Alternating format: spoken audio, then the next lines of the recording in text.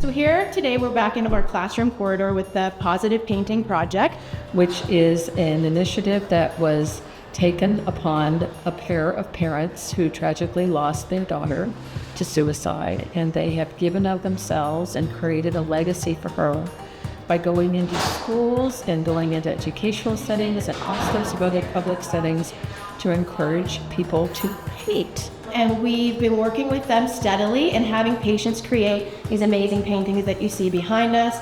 For Katie, her art was her preferred method of expression. Remembering her for how she lived was very important to us, and taking on these ideas that she had come up with, and that's how the project started to begin with. As you know, this month is Suicide Awareness Month, so our approved private school, which is here in Western Psych, which most people don't know, we decided to take on the project and make it into this big mural type display here and downstairs.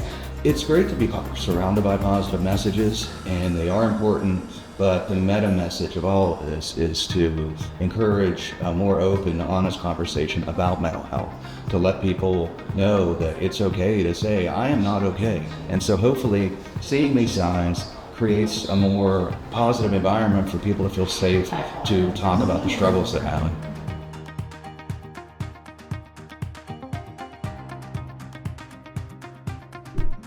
I'd already previously donated a kidney. So I figured all the doors were shut and I just gave up. And then about 2 years later, it just came to do it again. It came across my mind and I said, I'm gonna try again. So I started Googling, and UPMC was one of the places that popped up, and I told them I was interested. And then somebody immediately reached out to me, and then we started the process. Actually, I was in the emergency room. I'd had a hepatic coma, and that's the day I found out that she did it. Dr. Ganesh, when I came for my testing, she's like, you're a hot commodity. And when she said that, I knew it wouldn't take long to match me with somebody and get somebody for Doug, because I'm a B positive, which is very rare in America. I can't remember exactly how long, maybe 2 weeks later, she calls me and she says, it's a go. And I'm like, what's a go? And she's like, we found somebody for you to donate to and for your brother. I'm 100% better. I feel really good. I figured if we were gonna all be on TV, we might as well match. I would encourage anyone to donate if they can. They have the opportunity and a good support system. Today's Friday the 13th. So I did a sepsis escape room for Sepsis Awareness Month. I originally decided to do a sepsis escape room because I'm on the sepsis task force and we're supposed to do a project every year. So this was going to be my project.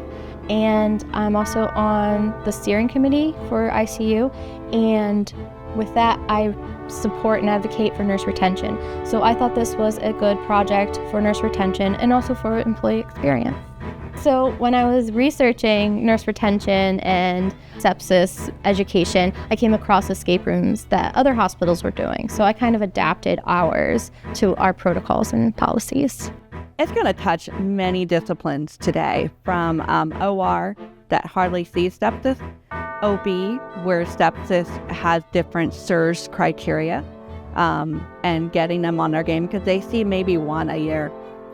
So just getting an escape room like this to remind them the core measures and the bundles, the Step 1 bundle related to sepsis. Sepsis Task Force is one of the committees here in the hospital.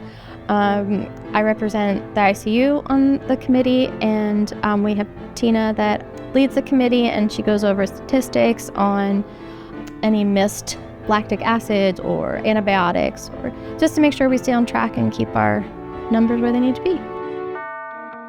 Here we are at the 17th annual WDVE Rocks Children's Radiothon, supporting UPMC Children's Hospital of Pittsburgh. All of the donations, big and small, will help the hospital's greatest needs, from special programs at the bedside for our children who are hospitalized, to advancing important research in the lab, to a lot of initiatives that happen in the community to support community health. We could not be the great hospital we are without the support of this generous community and all of the listeners who tune in, dial in, or go online to make a gift to UPMC Children's Hospital Foundation. Would love to thank all the sponsors, listeners, volunteers, WDVE. They help share a lot of our stories on the air with our listeners in the community, and everybody who came in or phoned in to participate as an interview, and everyone who helped make this such a fantastic annual event each year. We couldn't do this without them.